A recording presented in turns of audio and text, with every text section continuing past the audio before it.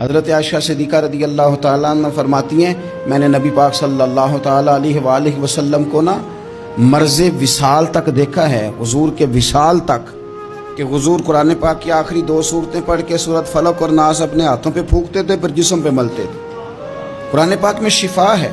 اب تو لوگوں نے دم درود کو اس کو بڑا ہلکا سا کام سمجھ لیا۔ ویسے بھی یہ عاملوں کے ہتھے چڑھ گیا، ملنگوں کے ہتھے چڑھ گیا، کاروبار بن گیا، تجارت بن گئی۔ ورنہ قرآن پاک کی آیات پڑھی جائیں تو حضور نے فرمایا سورہ فاتحہ میں شفا ہے، اس میں کرم ہے۔ یہ چیزیں جو بڑی ہمارے لیے سود مند تھی، فائدہ مند تھی، ہم چھوڑ گئے۔ ایک بڑی خوبصورت حدیث ہے، سنیے گا۔ حضرت ابو سعید خدری رضی اللہ تعالیٰ عنہ حدیث کے راوی ہیں، بخاری میں موجود ہے۔ ارشاد فرماتے ہیں کہ ہم ایک سفر پہ تھے، واپس آ رہے تھے، ایک جگہ رات کو قیام کیا، سونا تھا، بستی تھی۔ بستی کے لوگوں نے نہ کھانا پوچھا نہ پانی پوچھا، کوئی ضیافت نہیں کی۔ آدھی رات کا وقت آیا تو ایک بندہ دوڑا دوڑا آیا، کہنے لگا ہمارے سردار کو بچھو نے کاٹ لیا ہے، تم میں سے کوئی بندہ دم درود کر لیتا ہے؟ تو ایک صحابی کہنے لگے کر تو لیتے ہیں، پر تم نے چونکہ ہمیں کھانا پانی تک نہیں پوچھا، تم اگر دم کراؤ گے تو مفت نہیں کریں گے، پیسے لگیں گے۔ کتنے پیسے؟ بکریوں کا ایک ریوڑ پورا۔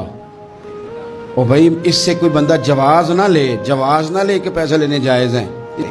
اب بات کو سمجھیں، پس منظر کیا ہے؟ پانی تک نہیں تم نے پوچھا۔ کچھ لوگوں کا علاج ہوتا ہے، وہ صحابی گئے، سورہ فاتحہ پڑھ کے دم کیا، اور حدیث بخاری سے میں آپ کو دکھاؤں گا۔ لوگ کہتے ہیں دم کدھر سے آ گیا؟ بخاری پڑھ رہا ہوں، صحیح بخاری۔ شفا تو اللہ نے دینی ہے نا، رب کریم نے شفا دے دی۔ بکریاں لے لیں، آ گئے جہاں آرام کر رہے تھے اس جگہ۔ صحابہ میں اختلاف ہو گیا، کچھ کہنے لگے بکریاں لینی چاہیے تھی، کچھ کہنے لگے نہیں لینی چاہیے تھی۔ حضرت ابو سعید خدری رضی اللہ تعالیٰ عنہ فرماتے ہیں پھر ہم نے فیصلہ کیا چپ کر کے سو جاؤ، صبح حضور کی بارگاہ میں جائیں گے۔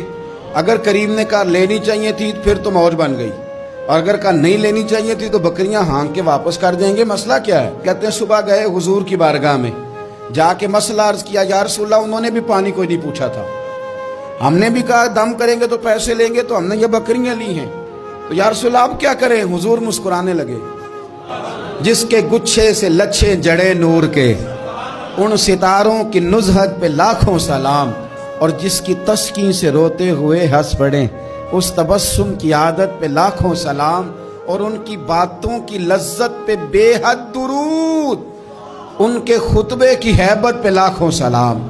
حضور مسکرانے لگے اور مسکرا کے پوچھا اچھا پڑھا کیا تھا؟ یا رسول اللہ سورہ فاتحہ۔ فرمایا سکھائی کس نے تھی؟